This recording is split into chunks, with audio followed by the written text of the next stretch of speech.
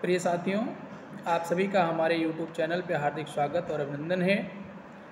और जैसा कि हम सभी भारतीय विभाजन की विभीषिका पर आधारित उपन्यास तमस के कथा संवाद का आस्वादन कर रहे थे, तो आइए उसी को आगे बढ़ाते हुए ज़िला डिप्टी कमिश्नर जो रिचर्ड है, वह किस प्रकार से अपनी पत्नी लीजा को भारत के विभिन्न संप्रदायों में जो तनाव फैला है या विभिन्न संप्रदायों के मध्य जो विभिन्न प्रकार के त्यौहार पर मनाए जाते हैं, उनके विषय में उसे किस प्रकार से समझाता है। तो आइए संवाद की ओर चलते हैं साथियों। इन दिनों हिंदुओं और मुसलमानों के बीच तनाव पाया जाता है, दंगा फसाद का डर है। लीजा ने हिंदुओं और मुसलमानों की स्थिति के बारे में सुन रखा था, लेकिन वह इनके बारे में जानती बहुत कम थी। चूँकि विदेशी महिला है, इसलिए वह भारतीय लोगों के विषय में बहुत कम जानती है। हाँ, मैं तो अभी तक हिंदुओं और मुसलमानों को अलग अलग से पहचान भी नहीं सकती। तुम पहचान लेते हो रिचर्ड कि आदमी हिंदू है या मुसलमान? हाँ, मैं पहचान लेता हूँ। घर का खानसामा क्या हिंदू है या मुसलमान? Question mark. मुसलमान? तुम कैसे जानते हो?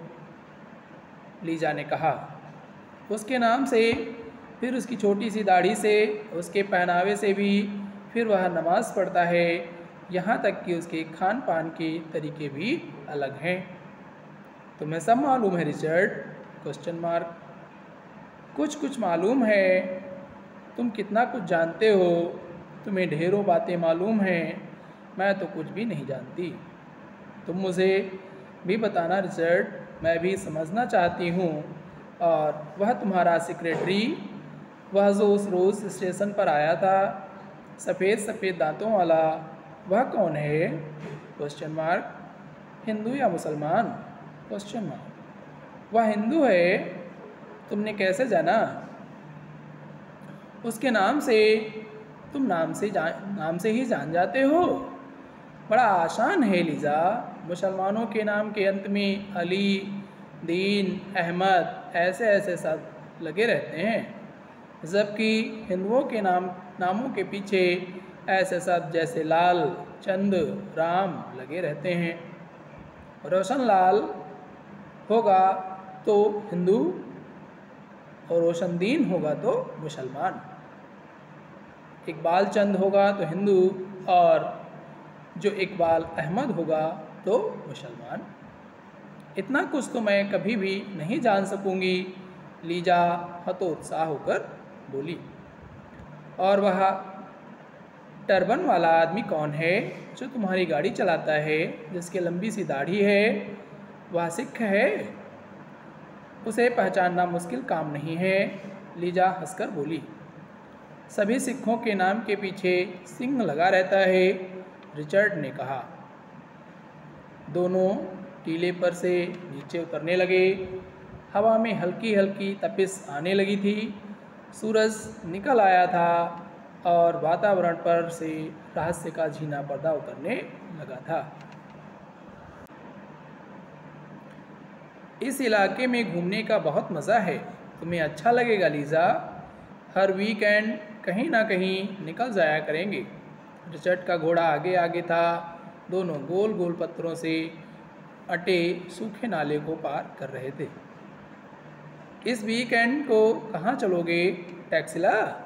Question mark. लीजा की आवाज़ में रिचर्ड को हल्का सा व्यंग का आभास हुआ।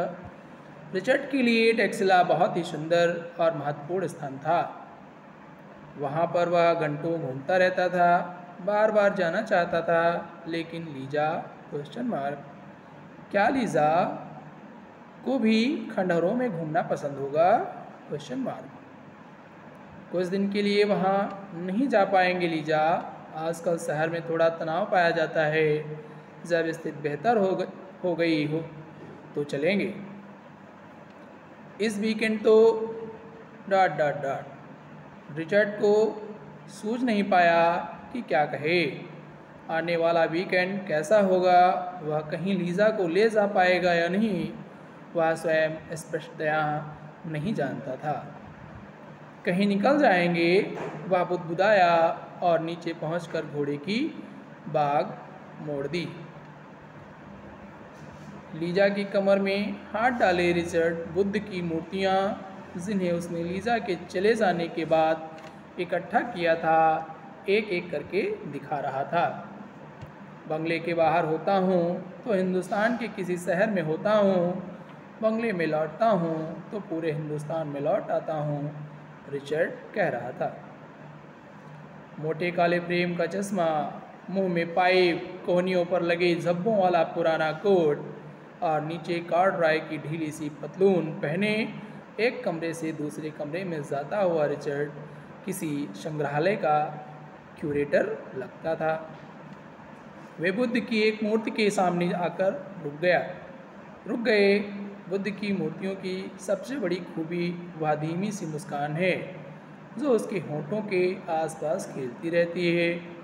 बुद्ध के चेहरे को ऐसी रोशनी में रखना चाहिए जिसमें यह मुस्कान उभर आए। ठहरो, मैं तुम्हें दिखलाता हूँ, रिचर्ड ने कहा और सामने रखी बुद्ध की मूर्ति को थोड़ा दाईं ओर को घुमा दिया और बटन दबा दिया, जिससे बुद्ध के ऐन ऊपर टंगी रोशनी जग गई। देखा लीजा, देखा, रिचर्ड ने चहक कर कहा। लीजा को भी लगा कि बुद्ध के चेहरे पर मुस्कान सहसा खिल उठी है। शांत, स्निग्ध, तनिक व्यंग्यपूर्ण मुस्कान होठों के कानों में छिपी रहती है। 45 डिग्री के कोण पर से हल्की सी रोशनी डालो तो जैसे मुस्कान फूट कर बाहर आ जाती है। अब इसी का कोण मोड़ दूं तो मुस्कान बहुत कुछ ओझल हो जाएगी। ... लीजा ने मुड़कर रिचर्ड के चेहरे की ओर देखा। ये आदमी लोग कितने अजीब होते हैं, कितना रस ले लेकर पत्थरों और खंडहरों के बारे में बातें करते रहते हैं। कोई स्त्री इन बातों के बारे में जानते हुए भी इतना चहकेगी नहीं, इतनी डींग नहीं मारेगी। उसने रिचर्ड का बाजू दबा दिया और उसके कंधे पर अपना गाल रख दिया। बुद्ध के बुतों की यही सबसे बड़ी खूबी है, एक हल्की सी मुस्कान बुद्ध के होठों पर खेलती रहती है, रिचर्ड ने कहा और झुककर लीजा के बालों को चूम लिया।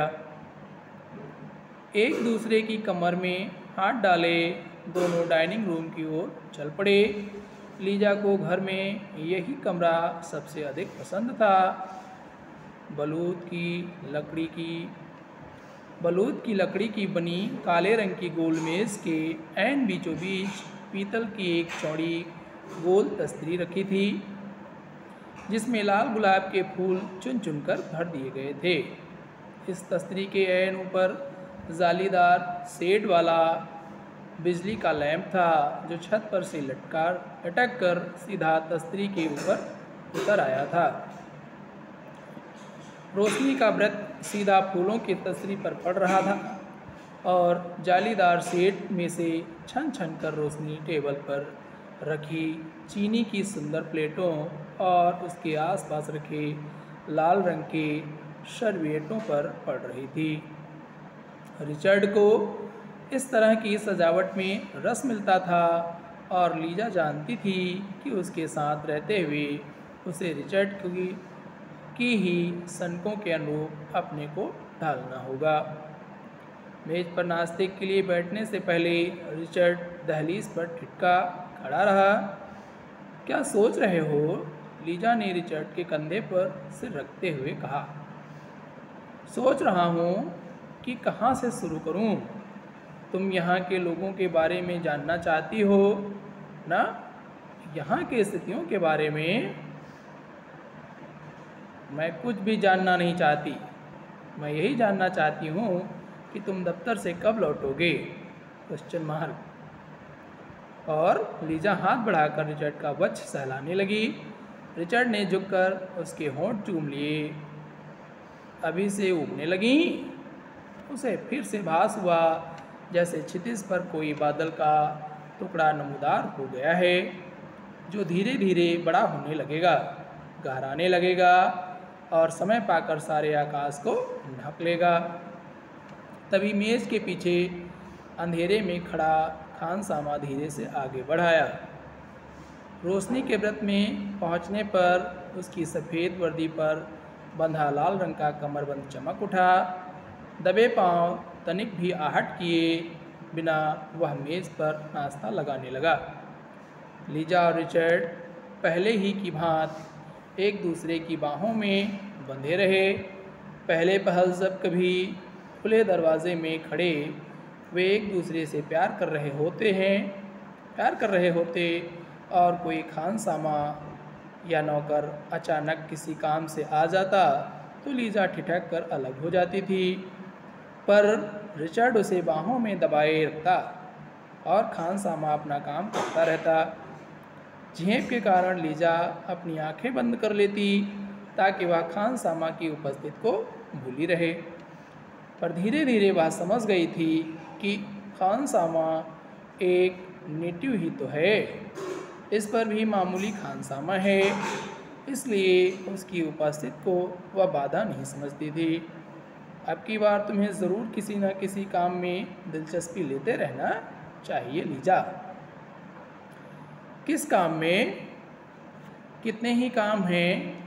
कमिश्नर की पत्नी तो ज़िले की प्रथम महिला गिनी जाती है। तुम जो भी काम हाथ में लोगी उसी में अन्य अफसरों की बीवियां तुम्हारी मदद करेंगी। मैं जानती हूँ। रेड क्रॉस के लिए चंदा इकट्ठा करो, फ्लावर शो का आयोजन करो, बच्चों का फीड तैयार करो, सैनिकों की मदद के लिए कपड़े और जूते इकट्ठे करो, यही ना? एक और संस्था भी है सो यहाँ खोलने का इरादा है, जानवरों की देखभाल और रक्षा के लिए।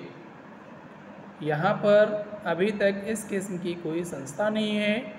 कैंटोनमेंट की सड़कों पर आवारा कुत्ते घूमते रहते हैं, उन्हें हटाना घोड़ा गाड़ियों के बूढ़े लंगड़े घोड़े जुते रहते हैं। इनका क्या करोगे? इन्हें मरवा देना चाहिए। इनसे काम लेते रहना तो जुल्म है। आवारा कुत्ते बीमारी फैलाते हैं, हलक जाते हैं तो लोगों को काट खाते हैं। तुम कोई सा काम चुन लो जिसमें तुम्हारी रुचि हो। तुम तो डिप्टी कमिश्नरी करो और मैं कुत्ते मरवाती फिरूं, मुझे क्या पड़ी है? उसने कहा। तुम मेरे साथ मजाक कर रहे हो। तुम हमेशा मेरे साथ मजाक करते हो। मैं मजाक नहीं करता। मैं तो चाहता हूँ तुम किसी न किसी काम में रुचि लेने लगो। मैं तुम्हारे कामों में रुचि लूँगी। तुम मुझे बताओ जो सुबह बता रहे थे हिंदुस्तानी लोगों के बारे में। रिचर्ड मुस्कुरा दिया। सुनो, सभी हिंदुस्तानी चिड़चिड़े मिजाज के होते हैं, छोटे से उकसाव पर भड़कने वाले, धर्म के नाम पर खून करने वाले। सभी व्यक्तिवादी होते हैं और एक लंबा गहरा गैप, और सभी यूरोपीय औरतों पर जान देते हैं। लीजा को वाक्य का अंतिम अंश सुनते हुए लगा कि रिचर्ड फिर मजाक करने लगा है। लीजा की नज़र में वह बड़ा विद्वान और योग्य व्यक्ति था, पर उसे यह भी लगता कि वह लीजा को जाहिल समझता है और उसके वाक्यों में अक्सर व्यंग्य छिपा रहता है। गंभीर विषय पर बात करते हुए भी वह सहसा एक आध व्यंग्य, एक आध वाक्य ऐसा लगा देता मानो मजाक कर रहा हो। इससे लीजा को शक होने लगता कि उसकी गंभीर बात में भी कोई तथ्य है या वह भी मजाक ही थी। तुम कोई भी बात मेरे साथ संजीदगी से नहीं करते, लीजा ने उलाहनी के स्वर में कहा। संजीदगी से बात करने में तुक ही क्या है? रिचर्ड ने खोए खोए मन से कहा। सुनो लीजा, यहाँ पर शायद कोई गड़बड़ हो।